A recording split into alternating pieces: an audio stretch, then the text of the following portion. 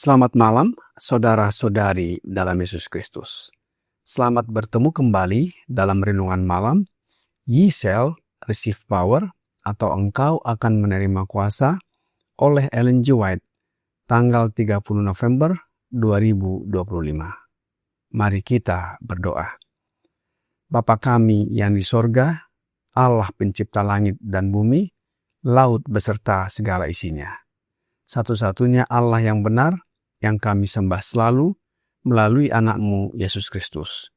Kami bersyukur dan berterima kasih atas penyertaan dan perlindungan Bapa sepanjang hari dalam seluruh aktivitas dan pekerjaan kami. Sebentar lagi kami akan mendengarkan firman-Mu melalui renungan malam. Mohon kehadiran roh anak-Mu Yesus Kristus dalam hati kami, sehingga kami mengerti dan menghidupkan firman-Mu. Kami persembahkan doa ini di dalam nama Yesus yang adalah Tuhan dan Juru Selamat kami. Amin. Renungan malam ini akan dibacakan oleh Saudari Neti Marbun. Kepada Saudari Neti, kami persilahkan. Terima kasih. Selamat malam semuanya. Renungan malam tanggal 30 November 2025 berjudul Sekaranglah Waktunya Persiapan. Ayat inti diambil dari Lukas 21 ayat 36. Berjaga-jagalah senantiasa sambil berdoa, supaya kamu beroleh kekuatan untuk luput dari semua yang akan terjadi itu, dan supaya kamu tahan berdiri di hadapan Anak Manusia. Orang-orang yang mengaku percaya yang menghadapi masa kesusahan tanpa persiapan, dalam keputusasaan mereka akan mengakui dosa-dosa mereka di hadapan dunia dengan kata-kata kesedihan yang membara. Sementara orang fasik bersukacita atas penderitaan mereka. Nasib semua orang seperti itu sudah tidak ada harapan lagi. Ketika Kristus bangkit dan meninggalkan tempat Maha Kudus, masa kesusahan dimulai. Perkara setiap jiwa diputuskan dan tidak akan ada darah pendamaian untuk menyucikan dosa dan kenajisan. Saat Yesus meninggalkan tempat Maha Kudus, ia berbicara dengan nada tegas dan penuh wibawa seperti raja. Barang siapa yang berbuat jahat, biarlah ia terus berbuat jahat. Barang siapa yang cemar, biarlah ia terus cemar.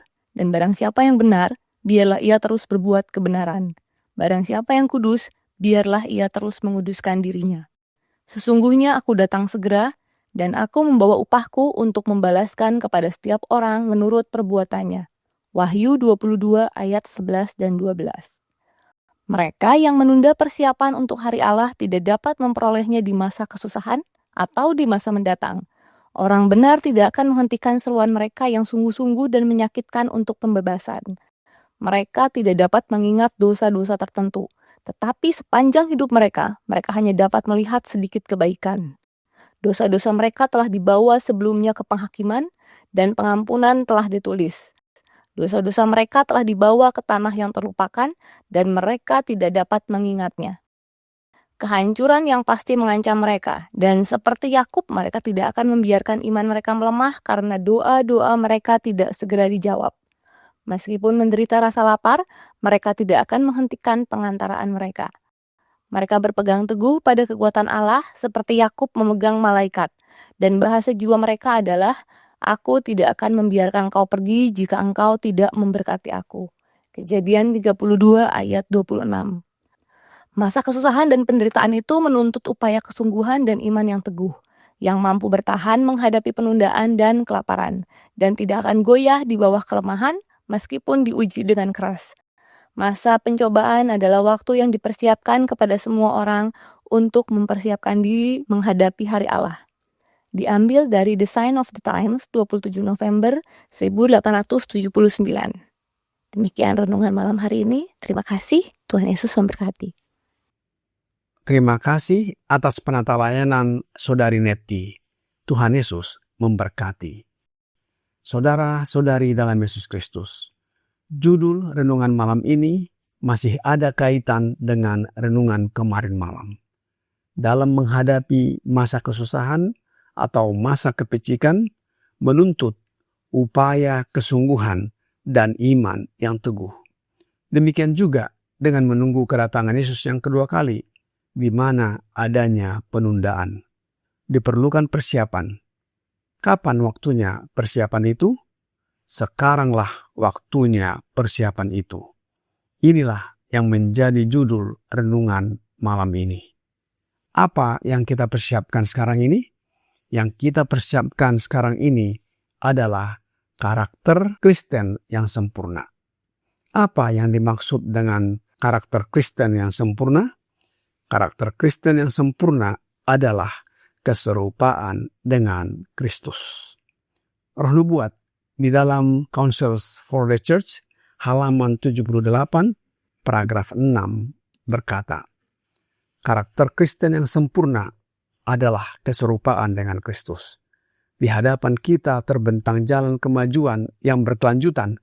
Kita memiliki tujuan untuk diraih, standar untuk dicapai, yang mencakup segala sesuatu yang baik, murni, mulia, dan luhur.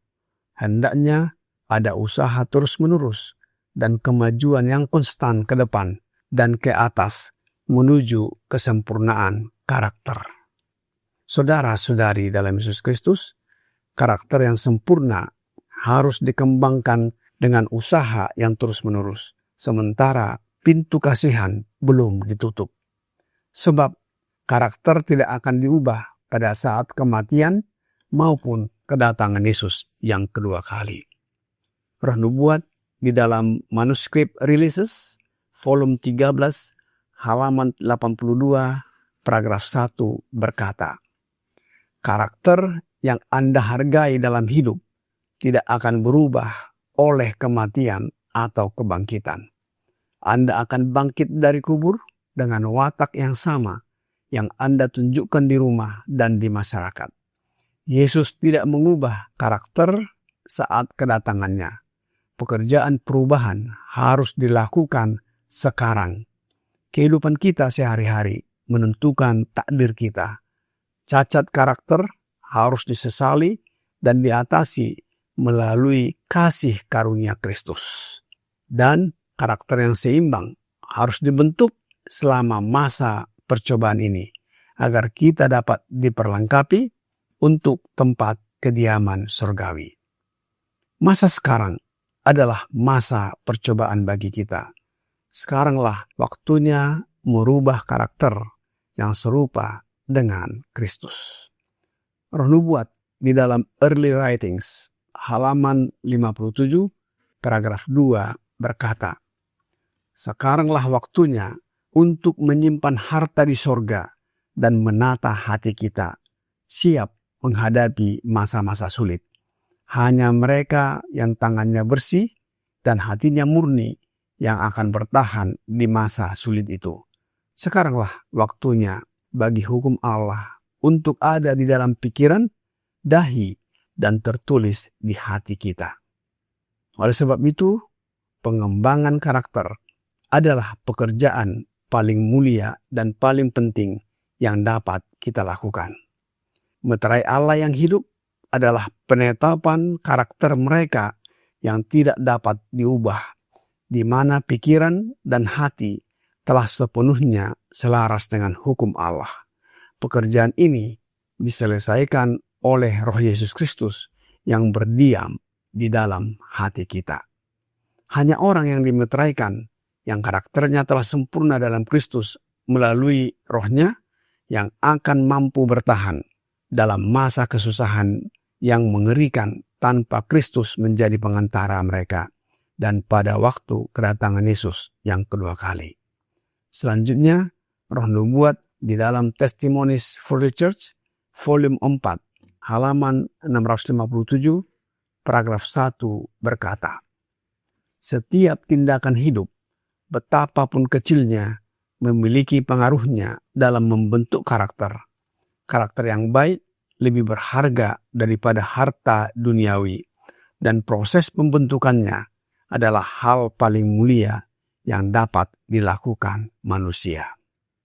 Saudara-saudari dalam Yesus Kristus, persiapan dalam pembentukan karakter yang sempurna seperti Yesus adalah upaya seumur hidup dimulai dari sekarang, yang dicapai melalui anugerah Allah dan pilihan sadar dari kita untuk bekerja sama dengan Roh Yesus Kristus. Karakter Kristus digambarkan sebagai standar tertinggi yang mencakup segala yang baik, murni, mulia, dan luhur. Kiranya renungan malam ini membawa pembaharuan bagi kita. Tuhan Yesus memberkati. Mari kita berdoa. Bapa kami yang di sorga, terima kasih atas firman yang sudah kami dengarkan malam ini. Kami mohon karuniakan roh anak-Mu Yesus Kristus berdiam dalam hati kami, sehingga kami dapat mempersiapkan karakter yang sempurna seperti Yesus dimulai sekarang ini. Dengan karakter yang sempurna seperti Yesus, kami dapat bertahan dalam masa kesusahan dan menyambut kedatangan anak-Mu Yesus Kristus yang kedua kali. Mohon ampuni kami atas pelanggaran dan dosa yang kami perbuat. Kami persembahkan doa ini hanya melalui anak-Mu Yesus Kristus yang adalah Tuhan dan Juru Selamat kami. Amin.